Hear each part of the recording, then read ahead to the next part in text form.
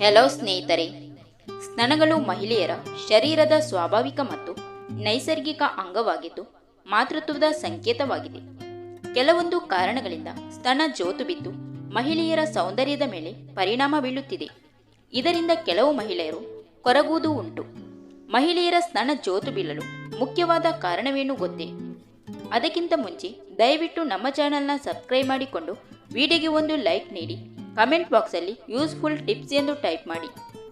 ಮೊದಲನೇ ಕಾರಣ, ಗರ್ಭಧಾರಣೆ ಮತ್ತು ಹೆರಿಗೆ. ಗರ್ಭಧಾರಣೆಯಲ್ಲಿ ಸ್ತನದ ಗಾತ್ರ ಹೆಚ್ಚಾಗುವುದು ಮತ್ತು ಹೆರಿಗೆಯ ನಂತರ ಮಗುವಿಗೆ ಹಾಲು ಕೊಟ್ಟಾಗ ಪುನಃ ರೂಪದಲ್ಲಿ ಬದಲಾಗುತ್ತದೆ. ಮಕ್ಕಳು ಫೀಡಿಂಗ್ ಮಾಡಿ ಮಾಡಿ ಸ್ತನ ಜೋತು ಬೀಳುತ್ತದೆ. ಹಾಲು ಕೊಡುವುದು ಇದು ನೇರ ಕಾರಣವಲ್ಲ, ಆದರೆ ಹಾಲು ಕೊಡುವ ಸಂದರ್ಭದಲ್ಲಿ ಸ್ತನದ ಗಾತ್ರದಲ್ಲಿ ಬದಲಾವಣೆಗಳು ಸಂಭವಿಸುತ್ತದೆ. ಇದರಿಂದ ಚರ್ಮದ ಸ್ಥಿರತೆ ದುರ್ಬಲವಾಗುತ್ತದೆ. 2.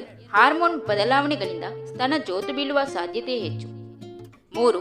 ತರಬೇತಿ ಇಲ್ಲದೆ ವ್ಯಾಯಾಮ ಮಾಡುವುದರಿಂದ ಕೂಡ ಹೆಂಗಸರ ಸ್ತನ ಜೋತು ಬೀಳುತ್ತದೆ. 4. ದೀರ್ಘಕಾಲ ನಿದ್ರೆಯಲ್ಲಿ ಮುಖ ಕೆಳಗೆ ತಿರುಗಿ ಮಲಗುವುದು.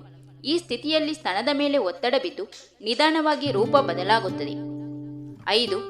ಆಹಾರದಲ್ಲಿ ಪ್ರೋಟೀನ್, ವಿಟಮಿನ್ ಸಿ ಮತ್ತು ಇ ಕೊರತೆ ಇರುವುದರಿಂದ ಸ್ತನಗಳು ಜೋತು ಬೀಳುವ ಸಾಧ್ಯತೆ ಹೆಚ್ಚು. 6. ಅಂಗಡಿಯಲ್ಲಿ ಸಿಗುವ ಕ್ರೀಮನ್ನು ಹಚ್ಚುವುದರಿಂದ ಸ್ತನ ಆಕಾರ ಒಮ್ಮೆ ಬದಲಾಗುತ್ತದೆ, ಆದರೆ ಕ್ರಮೇಣ ಜೋತು ಬೀಳುವ ಸಾಧ್ಯತೆ ಇದೆ. 7. ವಯಸ್ಸು ಹೆಚ್ಚಾಗುವುದು. ವಯಸ್ಸು ಗತಿಸಿದಂತೆ ಚರ್ಮ ತನ್ನ ಸ್ಥಿರತೆ ಮತ್ತು ಸ್ಥಿತಿಸ್ಥಾಪಕತೆ ಕಳೆದುಕೊಳ್ಳುತ್ತದೆ. ಇದರ ಪರಿಣಾಮವಾಗಿ ಸ್ತನಗಳು ತಳಮಟ್ಟಕ್ಕೆ ಬೀಳಬಹುದು. 8. ತೂಕದ ಏರಿಳಿತ. ತೂಕ ಹೆಚ್ಚಾದ ಬಳಿಕ ತೂಕ ಕಡಿಮೆಯಾದರೆ ಸ್ತನದ ಚರ್ಮ ಲೂಸ್ ಆಗಬಹುದು. ಇದರಿಂದ ಸ್ತನದ ಆಕಾರ ಬದಲಾಗುತ್ತದೆ. 9.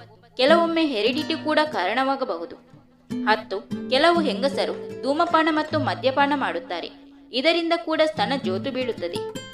11. ದೇಹಕ್ಕೆ ಹೊಂದಿಕೊಳ್ಳುವ ಬ್ರಾ ಹಾಕದಿರುವುದು ಕೂಡ ಸ್ತನ ಜೋತು ಬೀಳಲು ಕಾರಣವಾಗುತ್ತದೆ. 12. ಹೆಂಗಸರು ಮನೆಯಲ್ಲಿ ಇಡೀ ದಿನ ನೈಟಿ ಹಾಕುತ್ತಾರೆ, ಆದರೆ ಒಳಗಡೆ ಬ್ರಾ ಹಾಕುವುದಿಲ್ಲ. ಇದರಿಂದ ಸ್ತನ ಜೋತು ಬೀಳುತ್ತದೆ. 13. ಹೆಂಗಸರು ಮನೆಯಲ್ಲಿ ಯಾವ ಕೆಲಸ ಮಾಡದೆ, ವ್ಯಾಯಾಮ ಮಾಡದೆ ಖಾಲಿ ಕುಳಿತುಕೊಂಡು ತಿನ್ನುವುದನ್ನು ಮಾಡಿದರೆ ಸ್ತನ ಜೋತು ಬೀಳುವ ಸಾಧ್ಯತೆ ಹೆಚ್ಚು. Thank you for watching. ಸ್ನೇಹಿತರೆ, ವಿಡಿಯೋ ಇಷ್ಟ ಆದರೆ ಒಂದು ಲೈಕ್ ನೀಡಿ, ವಿಡಿಯೋನ ನಿಮ್ಮ ಫ್ರೆಂಡ್ಸಿಗೆ ಶೇರ್ ಮಾಡಿ, ಚಾನಲ್ನ ಸಬ್ಸ್ಕ್ರೈಬ್ ಮಾಡಿಕೊಂಡು ನಿಮ್ಮ ಅನಿಸಿಕೆಗಳನ್ನು ಕಮೆಂಟ್ ಮೂಲಕ ತಿಳಿಸಿ.